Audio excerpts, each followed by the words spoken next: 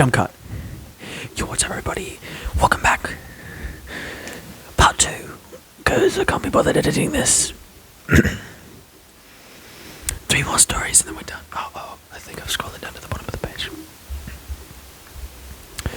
Where is it? Q, the nuclear revenge. Story, I want to promote friends/family instead of knowledgeable current employees. Okay, then I shut facility down. Posted by u/adorable_joke6324. From r/nuclear revenge. Q, the nuclear revenge. Now, I had also submitted complaints of harassment and policy violations with updates as further incidents took place, causing the complaint to stay perpetually open, and this was added to the complaint with documentation. This was only another notch to the long-going issue, one that various others who I worked with had also joined in, and as they had equally been railroaded, harassed, discriminated against,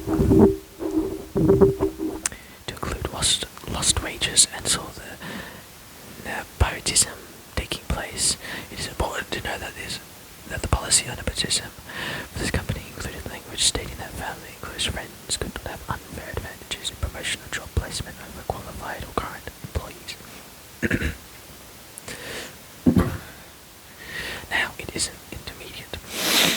This change, but after a couple of months, I'm now working as a housing lieutenant and taking care of my new responsibilities. I've shared our responsibility of prior spreadsheets, policy adjustments, and anything that doesn't have to do with my immediate department. It is about this time when things start to go noticeably wrong.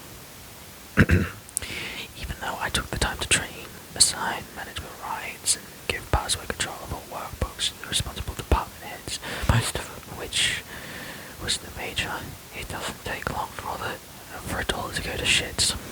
The new captain doesn't know a thing about Excel, let alone any of the reporting software a shift commander has to use sometimes multiple times a day.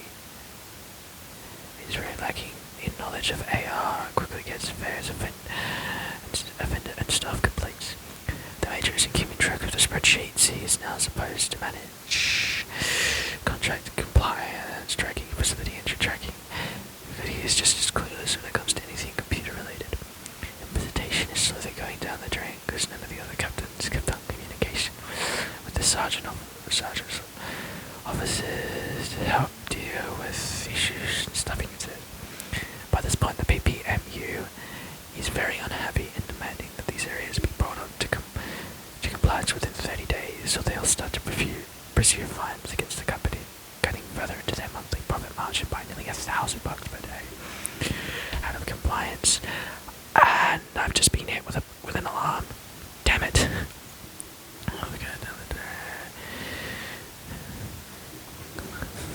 Out of nearly $1,000 per day out of compliance for each issue, on top of the other fines for failure to fill contractually obligated positions.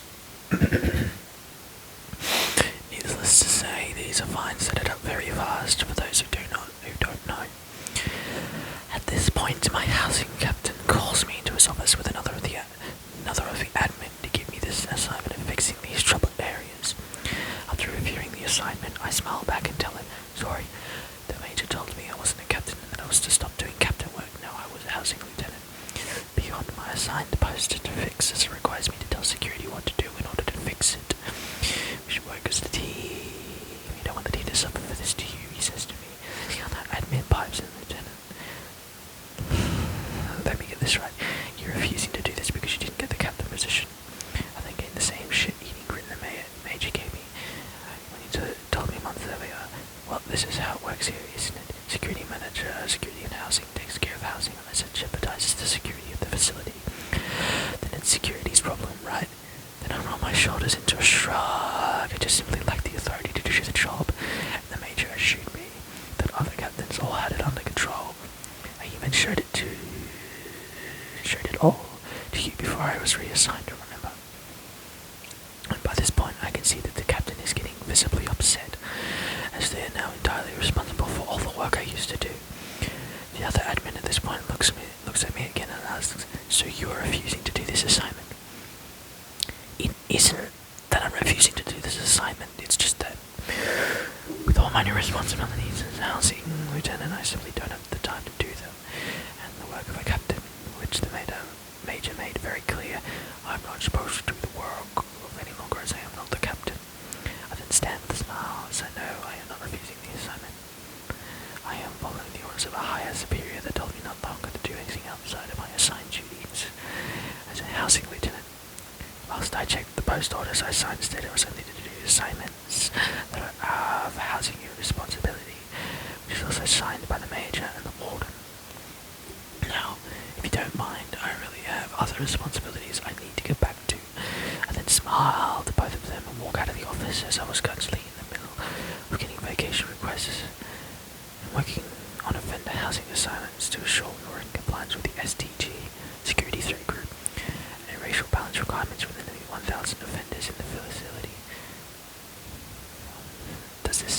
This sounds like a prison.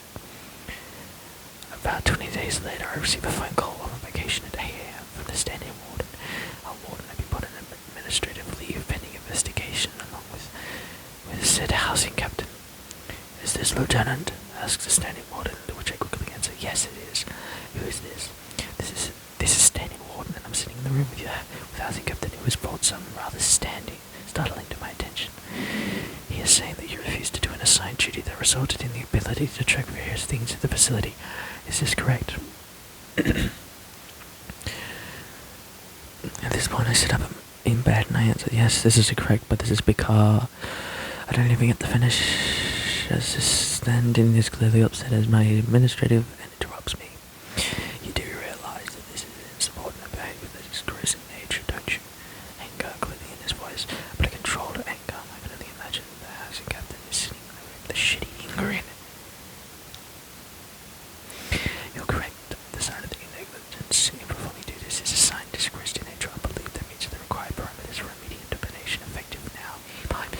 He pipes back, obviously not happy with what I said. "You do realize I'll be adding this to my complaint of workplace harassment and retaliation if you do so without reading the full story, don't you?" "This means that I'll be adding your name to the complaint for failure. Do your due diligence and get the full story on top of the warden. Currently replacing the housing captain sitting with you, the major, and several others for violation of your own disciplinary policy. I'm shaking at this point in anger that this is happening, and I have to resort to the extent to get the point across. Yeah, I do have access to all of the documents, including all current special policies of the company, current contract between the company and the state, and pursue this if we continue with this. You do what you feel is necessary, and I'm doing what I feel is necessary. As of this date, you are hereby terminated. You will receive in the mail the disciplinary form and the decision to conclude a formal answer to complaint by the week's end. See, if you're part of the complaint, you no longer can issue the formal answer according to policy. I've come from corporate HR. You will have to agree with your decision and already has copies of the complaint as well. My voice now shaking from my anger. Well, then you'll be hearing from them, I suppose. The phone then hangs up, but not before I can hear the change in his tone of voice as well. I wasted little time in updating my complaint and notifying the corporate HR person I'd been in contact with for about 6 months. The aftermath. A week later, a notice was sent to all employees at the facility would be closing their doors permanently in 90 days, and I continued to receive my full 40-hour-a-week pay until the day those doors closed without ever having to return to work. I was then later allowed to file for unemployment, as well as the technical reason for loss of employment was through no fault of my own. I later found out from my HR department that the facility was closed due to 4 major reasons. 1. The company was no longer making any profit due to the poor management decisions that led to PPMU issuing upwards of $75,000 in fines per month, on top of out-of-control overtime due to shift commanders not properly tracking the shift of overtime, vacation or days off. 2. Many of the administration and captains had received numerous complaints of company violations to include harassment and nepotism. 3.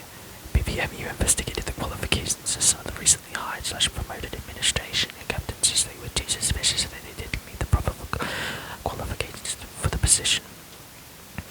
This means they were entitled to a back fine, although stays where positions failed simply because they were unqualified candidates.